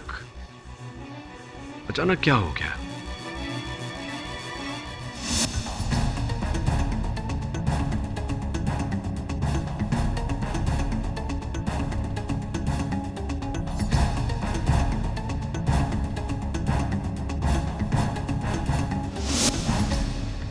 करुण, कोर्ट में जो सीसीटीवी कैमरा है जिससे प्रोसीडिंग्स रिकॉर्ड होते हैं, मुझे उसकी फुटेज देखनी है। पर क्यों सर? मुझे देखना है कि जनार्दन की क्षमा प्रार्थना में प्रार्थना थी या कुछ और ही।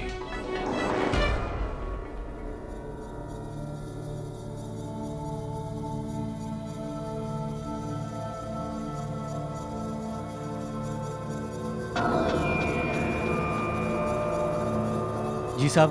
टाइम क्या हुआ? 6:15 साहब।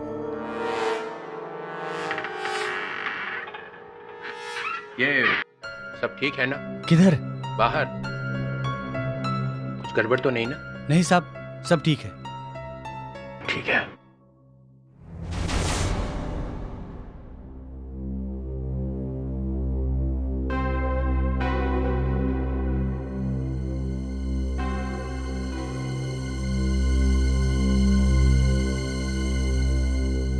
अभिजीत, क्या हुआ है? क्या सोच रहे हो? देखो, डीसीपी साहब ने अपना गुनाह कबूल कर लिया है और वैसे भी सारे सबूत उनके खिलाफ है। मैं भी इसे वही कह रहा हूं सर, पर पता नहीं इसका ध्यान कहां है। सर, डीसीपी साहब शुरू से इस केस में अड़े हुए थे कि वो बेकसूर है। उन्होंने ये भी इशारा किया कि सीआईडी उनसे जाती दुश्मनी निकाल रही है, अपनी बात से जरा भी नहीं हिले। लेकिन फिर अचानक सर, अचानक हमारे सामने इस तरीके से हथियार डाल देना बात को समझ में नहीं आई। ना समझने वाली बात क्या है इसमें? उन्हें पता था आज नहीं तो कल वो हमारे गिरफ्त में होंगे, और उनका वो ड्राइवर जनार्दन, उसकी बातों ने उनके जमीर को झंझोड़ दिया था। नहीं दया, कुछ गड़बड़ है सर। केडी पाठक की कई बातें मुझे भी खटक रही हैं। मुझे भी लगने लगा है कि डीसीपी साहब बेगुनाह है। हाँ? डॉक्टर सालुंके के कातिल के साथ तुम्हें हमदर्दी कब से होने लगी? नादानी की बातें मत करो। नादानी तुम कर रहे हो अभिजीत। देखो दया, जज्बाती होने से कुछ। अभिजीत, दया, क्या कर रहे हो तुम लोग? आपस में बहस करने से कोई फायदा नहीं है, समझे? कानून वही मोड़ लेगी जो उसे लेना है। कानून ये नहीं देखने वाला कि डीसीपी साहब की मनस्थिति कैसी थी या कैसी है।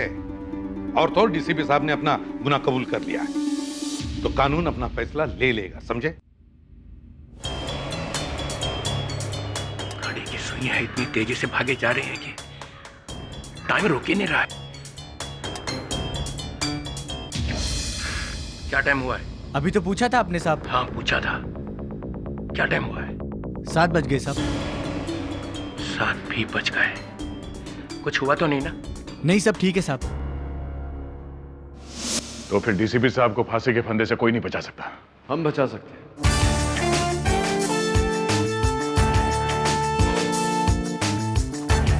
दो बेगुनाहों की मौत होने से तो हम रोक नहीं पाए, शायद तीसरे की जान बचा ले। कीड़ी आ गया डीसीपी साहब का रखवाला। दया, तुम्हारी तरह मैं भी सच का रखवाला हूं। एक ऐसा सच जो अदालत में कोई नहीं देख पाया। कैसा सच कीड़ी? डीसीपी साहब ये सीडी देखेंगे तो सब समझ जाएंगे। नीचे ये देखिए डीसीपी साहब, डीसीपी चित्रोले के हाथों पर देखिए। नीला रंग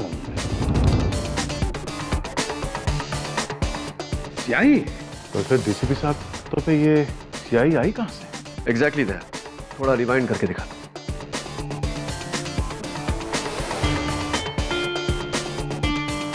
ये देखो, जनार्दन डीसीपी साहब से मिला, उससे पहले डीसीपी साहब के हाथों में कुछ नहीं। ये जनार्दन आया, डीसीपी साहब के सामने गिड़गिड़ाया और अब डीसीपी साहब की हथेली पर उसने अपनी हथेली रखी। ये हथेली उठाई और ये छाप। डीसीपी साहब ने अपना हाथ पीछे लेकर पोंछा।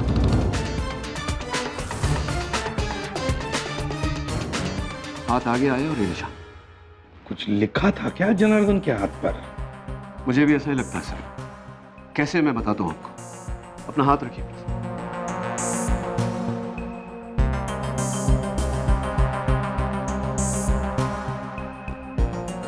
और उसने ऐसे हाथ रखा और उस लिखावट की छाप पड़ी। तो ये बात है। मगर दया, जनार्दन को तो तुम लेकर गए थे ना कोर्ट में, तो उसके हाथ पर जो लिखा हुआ था तुमने देखा नहीं? सर मैं तो आप समझा सर, अदालत में जाने के ठीक 1 मिनट पहले उसने मुझसे कहा कि उसे बाथरूम जाना है, तभी उसने ये सब लिखा। सर जनार्दन ने ऐसा लिखा क्या था जिसे पढ़कर डीसीपी साहब ने ये जुर्म कबूल कर लिया? वही तो। क्या क्या लिखा होगा जनार्दन ने अपने हाथ पर? इस सवाल का जवाब तो सिर्फ 2 ही लोग दे सकते हैं, ये जनार्दन और डीसीपी चित्रोले। सर मैं डीसीपी साहब से बात करता हूं। हम जनार्दन को ढूंढते हैं। यमराज तो तुझे अब दिखेगा बेटा, साक्षात। डीसीपी साहब, आपकी जिंदगी का सवाल है, प्लीज सच बोलिए, क्या था उस संदेश में? कौन सा संदेश? किस संदेश की बात कर रहे हो? मैं किसी संदेश के बारे में नहीं जानता। देखिए सर, हम सब ने देखा कि जनार्दन आपके पास आया, उसने अपने हाथों से आपके हाथ पर एक छाप लगाया। उस छाप को पढ़कर आपने दोनों हत्याएं अपने सर ले ली। वो एक संदेश था। क्या था उस संदेश में? कैसी मनगढ़ंत बातें कर रहे हो? संदेश संदेश, मैं किसी संदेश के बारे में नहीं जानता।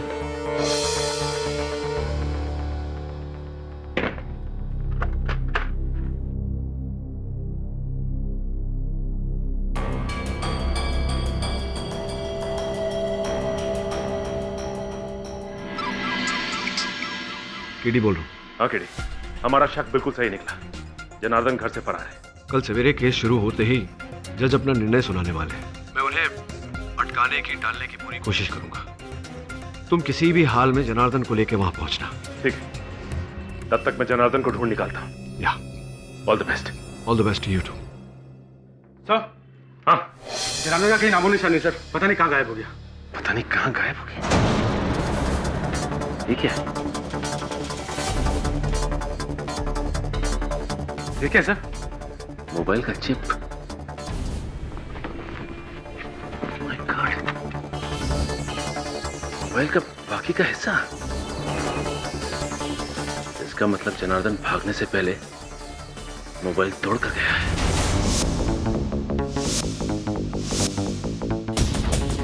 क्या हुआ? कुछ पता चला? सर बस 2 मिनट।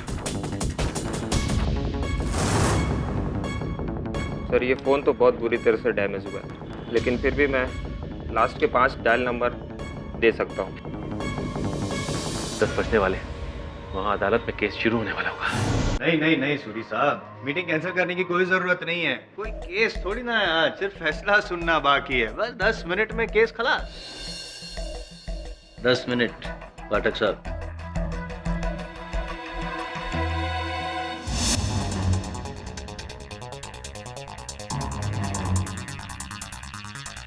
सर ये 5 नंबर। ओ, फोन करके देखता हूँ।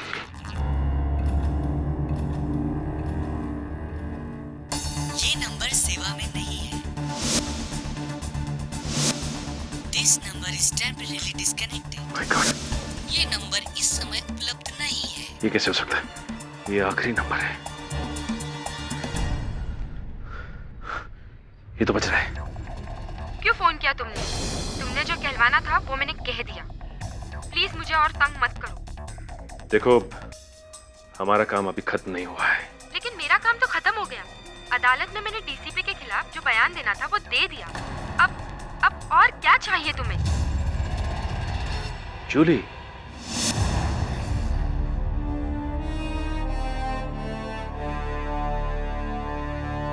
Your honour, officer Rohit Rajadhyaksha और डॉक्टर सलूंके। योर ऑनर, याद दिला दूं मैं डिफेंस को कि यहाँ पे हम कुछ कहने नहीं सिर्फ सुनने आए हैं। यस केटी, डीसीपी चित्रोले के इकबाले जुर्म के बाद मुझे नहीं लगता कि अब इस केस में किसी को कुछ कहना बाकी रह गया है, इसलिए जितनी जल्द फैसला सुनाया जाए उतना ही बेहतर। मैं आपकी बातों से पूरी तरह सहमत हूँ। मैं केवल इतना कहना चाह रहा था कि एक ऐसी बात है, एक ऐसी घटना घटी है, कुछ ऐसी खबर आई है जो आप एक बार सुन लेंगे तो संभवतः अपने इस निर्णय को टालने पर मजबूर हो जाएंगे। कैसी जानकारी?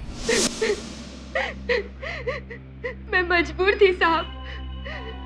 उसने मुझे फोन पर धमकी दी थी कि अगर मैंने डीसीपी के खिलाफ अदालत में झूठी गवाही नहीं दी तो वो मेरी बहन और उसके परिवार वालों को मार डालेगा। उसे सबके बारे में जानकारी थी साहब। इसका मतलब उस रात तुमने डीसीपी साहब को अपनी गन लेकर बार से बाहर निकलते हुए नहीं देखा? हाँ? नहीं साहब। अब ये बताओ कि जनार्दन इस वक्त कहाँ है? कौन जनार्दन साहब? वही जनार्दन जिसने फोन पे तुम्हें धमकी दी थी। साहब मुझे जनार्दन ने फोन नहीं किया था। मुझे फोन तो किसी और ने किया था। वो नंबर तो किसी और का है साहब। किसने फोन किया था और किसका नंबर था वो? किसी जॉन का। गलत था। अच्छा तुम्हें याद है फोन पे और क्या बात हुई थी?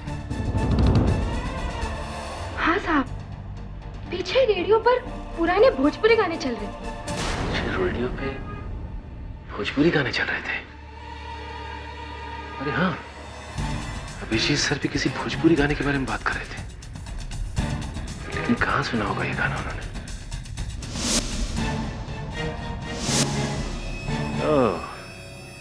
छोटू चाय वाला। योर ऑनर, मुझे संदेह है कि ऑफिसर रोहित राजाध्यक्ष और डॉक्टर सलूंके की हत्याएं किसी और के कहने पर, किसी और के इशारे पर हुई है। कोई व्यक्ति है योर ऑनर जिसे डीसीपी साहब शय दे रहे हैं। क्या बात कर रहे हो यार? What nonsense. मेरा कोई भागीदार नहीं है सर। इस सब मैंने अकेले किया है, अकेले किया है। झूठ बोल रहे हैं आप डीसीपी साहब।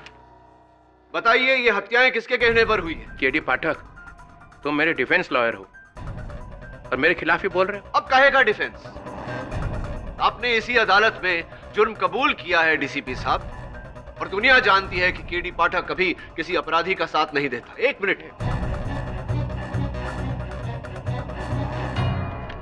ऑफिसर रोहित की हत्या होने के बाद आपने लंदन के इस नंबर पर फोन किया था? डॉक्टर सालुंके की हत्या होने के बाद आपने इसी नंबर पे फोन किया था। पिछले 10 दिनों में आप लंदन के इस नंबर पर 7 बार बात कर चुके हैं डीसीपी साहब।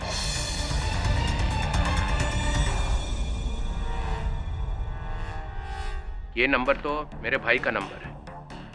मैंने अपने भाई को फोन किया था लंदन में। डीसीपी साहब, माना कि आपके भाई लंदन में रहते होंगे, लेकिन हमारी जानकारी के अनुसार खुखार गैंगस्टर पाशा भी इस समय लंदन में छुपा है।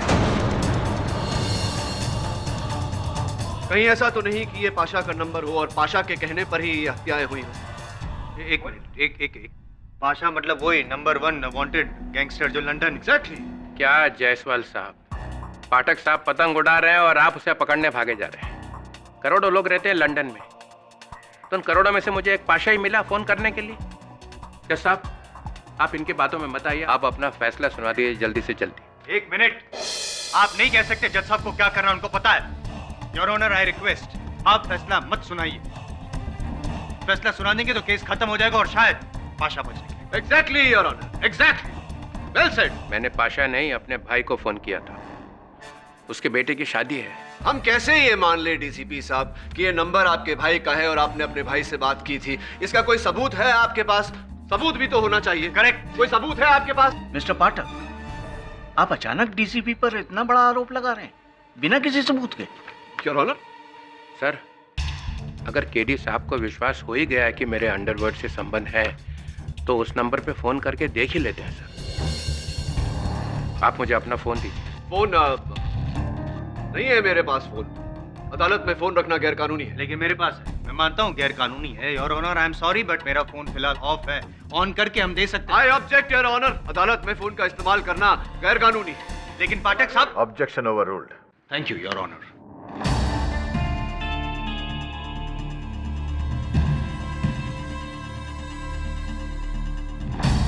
कौन जूली साहब? मैं किसी जूली को नहीं जानता हूँ। मैंने किसी को फोन नहीं किया। हाँ? लगता तू इतनी आसानी से मानने वाला नहीं है। हाँ?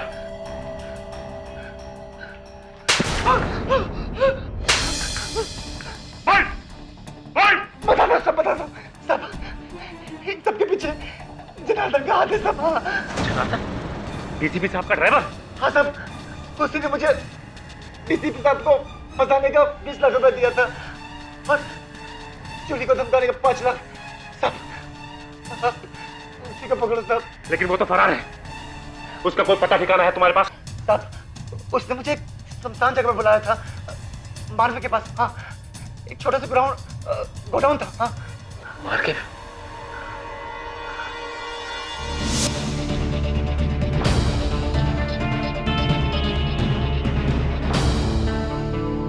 फोन लग नहीं रहा सर। वहां पे रात है, शायद मेरे भाई सोए हुए। हाँ, तो उनके उठने तक इंतजार करेंगे, सुबह होने तक इंतजार करेंगे। I agree your honour. पता लगाना चाहिए कि नंबर किसका है। That's it. मतलब मैं 4-5 घंटे यहीं खड़ा रहूंगा? जी हाँ, और आपके साथ साथ मैं भी खड़ा रहूंगा और पाठक साहब भी। राइट? Absolutely your. सर, आप इनकी बातों पे अब ध्यान मत दीजिए। आप अपना फैसला सुना दीजिए सर, बस। मिस्टर चित्रोले, आप मुझे मेरी ड्यूटी मत सिखाइए। मिस्टर पाठक की बातों से साफ जाहिर है कि इस केस में अब भी कुछ सवालों के जवाब बाकी हैं। इसलिए जब तक मुझे उस नंबर का पता नहीं चल जाता, मैं कोई फैसला नहीं सुनाने वाला। आप फौरन लंदन फोन लगाइए और वहां की डायरेक्टरी से पता कीजिए कि ये नंबर किसका है। फौरन। सीआईडी से कुछ पता चला? No sir.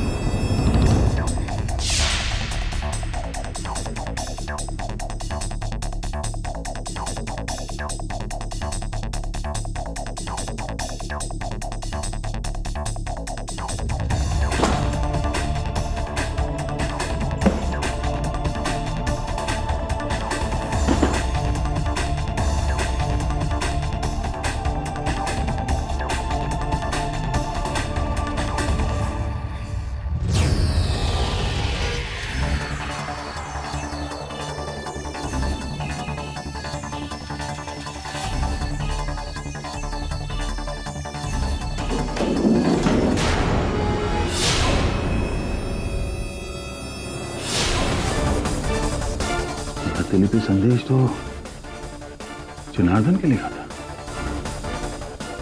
Oh no. Janardan is dead.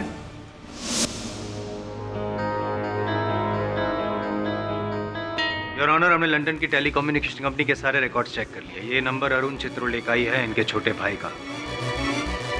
सही बोल रहे। मिस्टर पाठक। जी सर। आपने एक बेबुनियाद बात को लेकर अदालत का इतना वक्त जाया किया। खैर, अब मैं अपने जजमेंट को और डिले नहीं कर सकता। एक्सक्यूज मी, केडी साहब। क्षमा चाहता हूँ।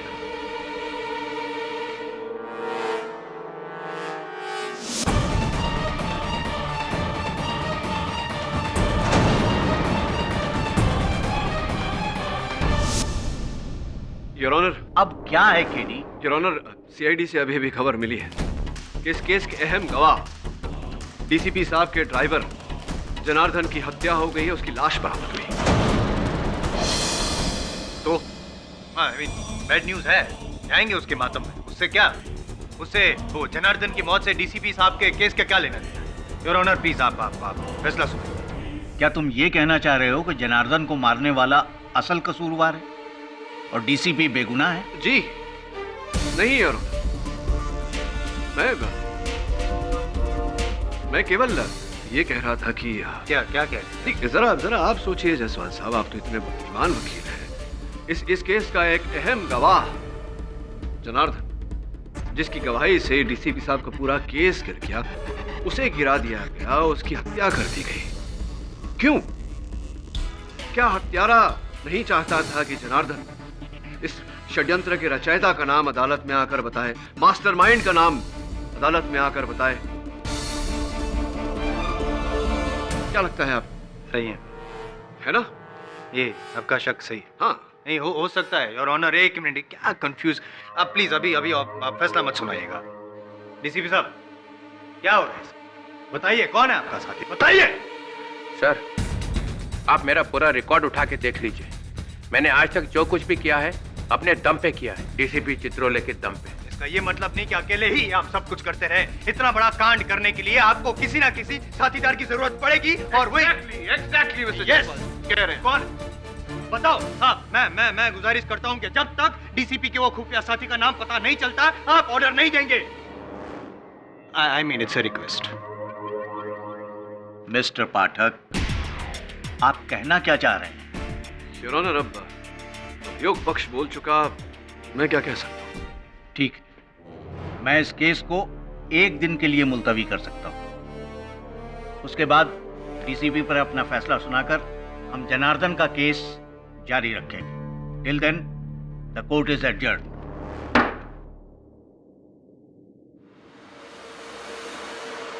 Well done mister Jaiswal, thanks. Thank you. तुम्हें अंदाजा नहीं है तुमने क्या कर दिया। डीसीपी साहब, इंसाफ 2 धारी तलवार होती है। एक तरफ पुलिस, दूसरी तरफ न्यायालय।